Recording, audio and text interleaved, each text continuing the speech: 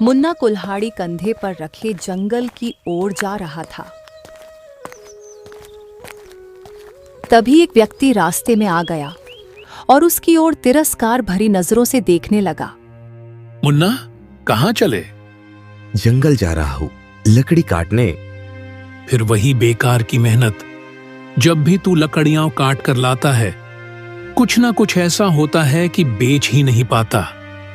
और आज देखना, फिर कोई मुसीबत तेरे साथ जरूर होगी। मुन्ना गहरी सांस लेते हुए आगे बढ़ गया। व्यक्ति हंसता हुआ चला गया। कुछ देर बाद मुन्ना पास के जंगल के बीचों बीच लकड़ियां काटने में जुटा था। कटाई पूरी होने के बाद वो लकड़ियों का गट्ठर बांध ही रहा था कि अचानक उसे एक भेड़िए की आवाज सुनाई दी। भेड़िए को देखते ही मुन्ना घबरा गया और लकड़ियां छोड़कर भागने लगा। मुन्ना बिना पीछे देखे भागता रहा।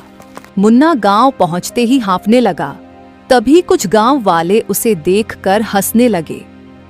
अरे अरे, मुन्ना फिर भागकर आया क्या भाई? लगता है जंगल में कोई मुसीबत आ गई है। कहीं ऐसा तो नहीं कि जंगल के जानवरों ने भी इसे मनहूस मान लिया हो? मुन्ना ने कोई जवाब नहीं दिया और चुपचाप अपनी झोपड़ी में चला गया।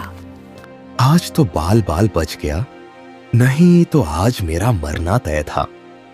वो घर पर बैठा ही था कि तभी गांव का सेठ श्याम लाल अंदर आ पहुंचा और मुन्ना को क्रोधित नजरों से देखता हुआ बोला। ए मुन्ना, कितनी बार तुमको याद दिलाऊं? तुम्हारा कर्ज चुकाने का समय अब आ गया है। सेठ जी, मैं जल्दी आपका कर्ज चुका दूंगा। वो क्या है कि आज मैंने जंगल में बहुत अच्छी लकड़ियां काटी थी, मगर। अरे क्या मगर? तू हमेशा कोई न कोई बहाना बना लेता है और फिर बोलता है ये था, वो था, ऐसा था, वैसा था। अरे हाँ, मेरी तकदीर ही खराब है सेठ जी। तो मैं क्या करूं? सीधी बात है, सुन। अगर कुछ दिन में कर्ज नहीं दिया तो तेरी झोपड़ी पर कब्जा कर लूंगा और तेरे सामान के साथ तुझे घर में से फेंक दूंगा, समझ में आई? इतना बोलकर सेठ गुस्से से बाहर चला गया और मुन्ना फिर उदास बैठकर सोचने लगा। अगली सुबह मुन्ना कुल्हाड़ी लेकर जंगल की ओर जा ही रहा था कि रास्ते में बूढ़ी अम्मा मिल गईं। सुना है कल गांव के लोगों ने फिर से तेरा मजाक उड़ाया। तभी एक व्यक्ति वहां आया और मुन्ना का मजाक उड़ाने लगा। शर्म करो, किसी की मेहनत का मजाक उड़ाना आसान होता है, लेकिन तकदीर का फैसला इंसान नहीं करता। ये सुनकर वो व्यक्ति गुस्सा होता हुआ चला गया और मुन्ना चुपचाप जंगल की ओर बढ़ गया। मुन्ना ने मेहनत से लकड़ियां काटकर और गट्ठर बांधकर सिर पर रख लिया। वो खुद से बोला, आज तो किसी भी हालत में लकड़ियां बेच कर ही आऊंगा, चाहे जो हो जाए। जैसे ही वो जंगल से बाहर आया, अचानक एक भयंकर आंधी आई। तेज हवाओं से उसकी लकड़ियां चारों ओर बिखर गईं। मुन्ना बेबस होकर देखता रहा। अरे, ये क्या हो क्या रहा है मेरे साथ? मेरी मेहनत हमेशा बेकार चली जाती है, क्या करूं? निराश होकर मुन्ना गांव लौट आता है और गांव वाले फिर से उसका मजाक उड़ाने लगे। अरे देखो देखो, लगता है आज फिर लकड़ियां नहीं बेच पाया बेचारा। मुझे लगता है रब ने इसे सिर्फ मेहनत करने के लिए बनाया है, फल पाने के लिए नहीं। मुन्ना बेचारा चुपचाप घर चला गया। उसके घर खाने को कुछ भी नहीं था, वो भूखा ही सो जाता है। अगले दिन मुन्ना फिर से जंगल गया और लकड़ियां काटकर गांव की सीमा तक ले आया। मुन्ना फिर खुद से कहता है, आज कुछ भी हो जाए, आज तो मैं अपनी लकड़ियां बेचकर ही रहूंगा, चाहे जो हो जाए। और लकड़ी बेचकर सेठ के पैसे भी दे दूंगा। तभी अचानक बादल गरजने लगे और तेज बारिश हो गई। एक व्यक्ति हंसते हुए बोला, जैसे ही तू लकड़ियां घर लाया, बारिश आ गई। लगता है तेरी बुरी किस्मत पूरे गांव पर भारी पड़ने वाली है। मुन्ना अपमान से भर उठा, लेकिन उसने कोई जवाब नहीं दिया।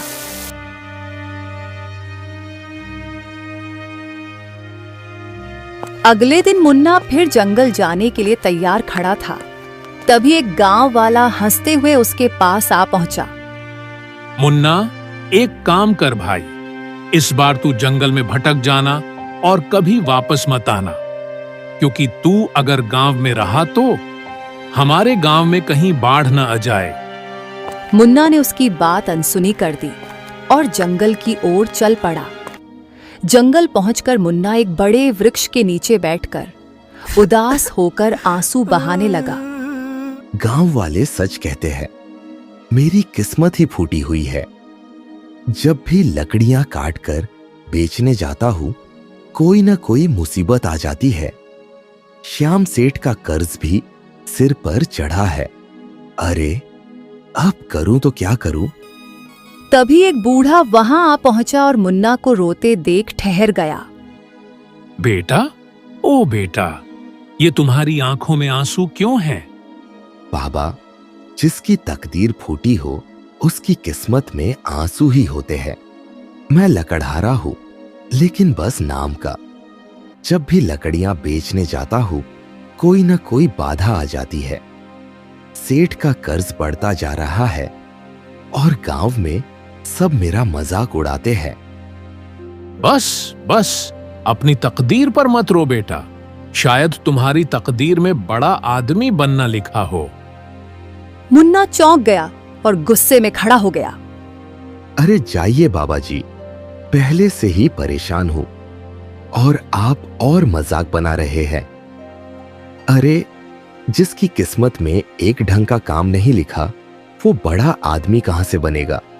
अच्छा हुआ कि गांव वाले यहां नहीं हैं, नहीं तो वो और मजाक बना देते। बूढ़ा मुस्कुराते हुए वहां से चला गया। मुन्ना अपने आप से बोलने लगा, अब मैं गांव वापस नहीं जाऊंगा, जंगल में ही अपना घर बनाकर रहूंगा। नहीं जाना मुझे गांव। मुन्ना कुल्हाड़ी उठाकर जंगल में आगे बढ़ गया। मुन्ना चलते चलते एक खंडहर के पास पहुंच गया। खंडहर को देखकर वो हैरान रह गया। अरे ये तो बड़ा विचित्र खंडहर है। अंदर क्या है? अंदर चलकर देखता हूं। मुन्ना धीरे धीरे अंदर चला गया। उसने देखा कि वहां सुंदर घने वृक्ष थे। कुछ वृक्ष चंदन के भी थे। उसकी नजर एक विशाल पत्थर की मूर्ति पर पड़ी, जो एक सुंदर लड़की की थी। अरे वाह, ये तो किसी राजकुमारी की मूर्ति लगती है, लेकिन इस खंडहर में क्या कर रही है? मुन्ना मूर्ति के पास बैठ गया और मूर्ति को देखकर मुस्कुराते हुए बोला, क्या वक्त है, क्या समय है? तुम भी अकेली हो, मैं भी। तुम पत्थर की हो, मैं पत्थर का नहीं। लेकिन जब लोग मेरा मजाक उड़ाते हैं, तब मैं पत्थर जैसा हो जाता हूं। मेरा दिल बहुत दुखता है। क्या करूं? जवाब देने का कोई फायदा भी तो नहीं है, है ना?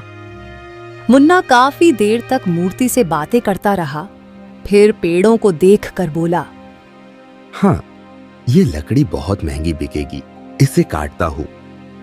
इतना बोल के वो कुल्हाड़ी उठाकर लकड़ियां काटने लगा और गठरी बनाकर गांव की ओर लौट गया और बाजार में लकड़ी बेचने लगा। तभी एक व्यापारी वहां आ पहुंचा। ओ भैया, ये लकड़ी तो बड़ी सुंदर है। ये तो चंदन की लग रही है। देखो भैया, लेना हो तो लो, नहीं तो आगे बढ़ो। अरे हाँ हाँ, मैं खरीदूंगा। रुको रुको, ये लो भैया, ये लो इसकी अच्छी कीमत। मुन्ना ने खुश होकर धन रख लिया और व्यापारी लकड़ियां लेकर चला गया। तभी वहां एक व्यक्ति आ पहुंचा। अरे मुन्ना, ये तो चमत्कार हो गया। वाह भाई वाह, जंगल से लकड़ी भी ले आया और अच्छे दामों में बेच भी दी। अब लगता है कि तेरी किस्मत बदल रही है। ये कहकर व्यक्ति हंसता हुआ चला गया। मुन्ना पैसे लेकर सेठ के घर चला गया और सेठ का कर्ज देते हुए बोला, सेठ जी, तुम्हारा कर्ज चुका दिया है, ठीक है। सेठ चौंकते हुए बोला, हाँ, अरे अरे, मुझे तो यकीन नहीं हो रहा। तेरी लकड़ियां बिक गईं और इतना धन कमा भी लिया। लगता है तेरी तकदीर बदल रही है, क्यों? मुन्ना बिना कुछ कहे वहां से चला गया, लेकिन उसके कानों में व्यक्ति और सेठ की बातें गूंज रही थीं। क्या सच में मेरी तकदीर बदल रही है? अगले दिन मुन्ना फिर से उसी एक सुनसान खंडहर में पहुंच गया। मुन्ना कुल्हाड़ी लेकर अंदर पहुंच गया। जैसे ही उसकी नजर सामने खड़े चंदन के पेड़ पर पड़ी, अरे, ये कैसे हो सकता है? मैंने तो कल ही इस पेड़ को काटा था, फिर से वही पेड़ खड़ा है।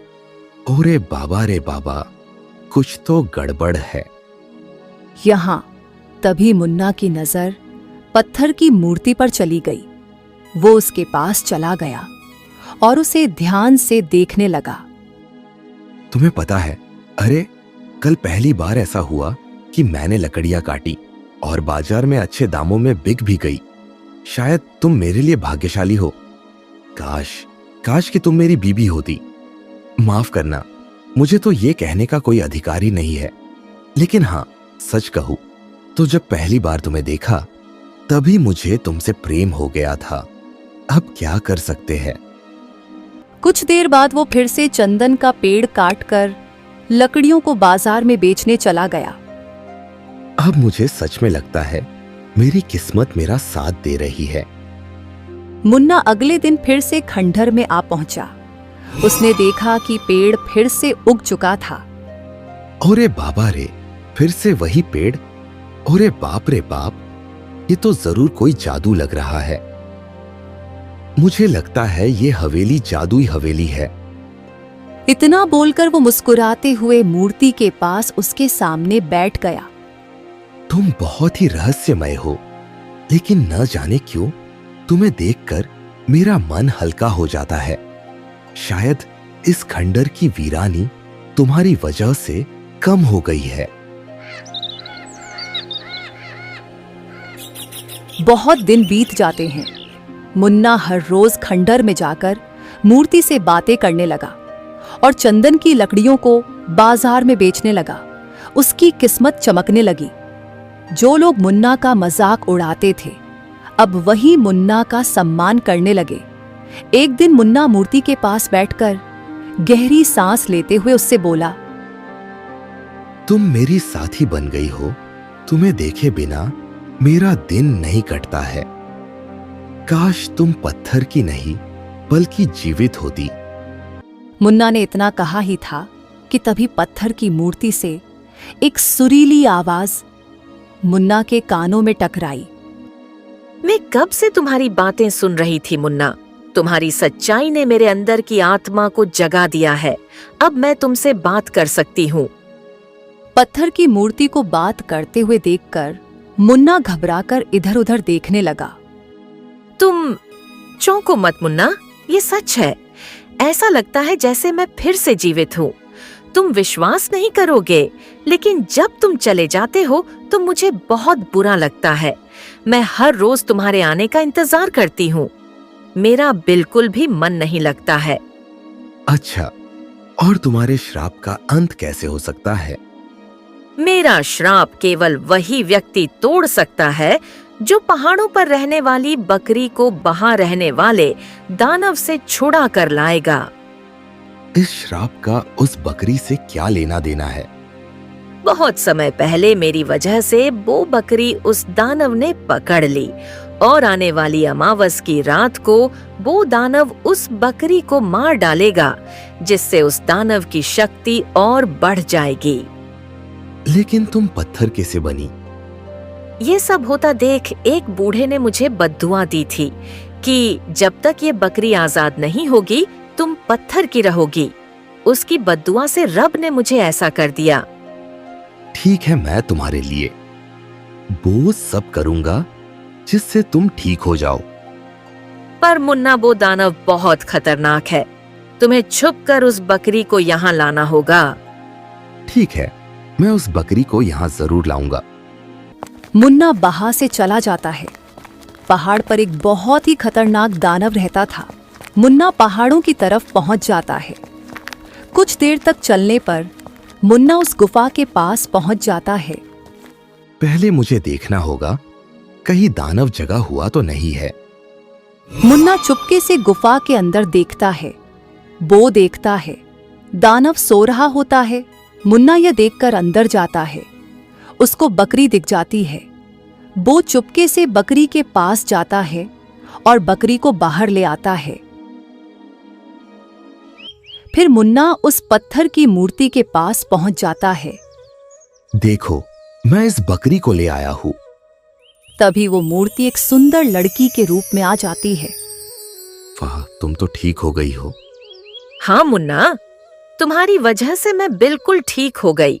मेरी एक गलती ने मुझसे मेरा सब कुछ छीन लिया। अब मेरा तुम्हारे अलावा कोई नहीं। क्या तुम मुझसे शादी करना चाहते हो? हाँ, जरूर। पर मैं बहुत गरीब हूँ और मेरी किस्मत भी बहुत खराब है। तुम मेरे साथ नहीं रह पाओगी। तभी वो पास खड़ी बकरी बोल पड़ती है। तुमने मुझे उस दानव की कैद से छुड़ाया। मैं बोलने वाली बकरी हूँ और मैं एक समय में 1 महीने की बराबर दूध देती हूँ। ये सब सुनकर मुन्ना और मुन्नी चौंके रह जाते हैं। वाह, तुम तो बोलने वाली बकरी हो। ठीक है, हम तुम्हें हमेशा अपने साथ ही पालेंगे। उसके बाद ईमानदार मुन्ना का जीवन बहुत अच्छा हो जाता है और वो अपनी पत्नी और अपनी बकरी के साथ खुशी खुशी रहने लग जाता है। प्यारे दोस्तों, हमारा टाइम कितना भी बुरा हो लेकिन हमें कभी हिम्मत नहीं हारनी चाहिए और अपना काम हमेशा मेहनत से करना चाहिए। प्यारे दोस्तों, इस कहानी को लाइक, कमेंट और चैनल को सब्सक्राइब करना बिल्कुल ना भूलें। Thank you.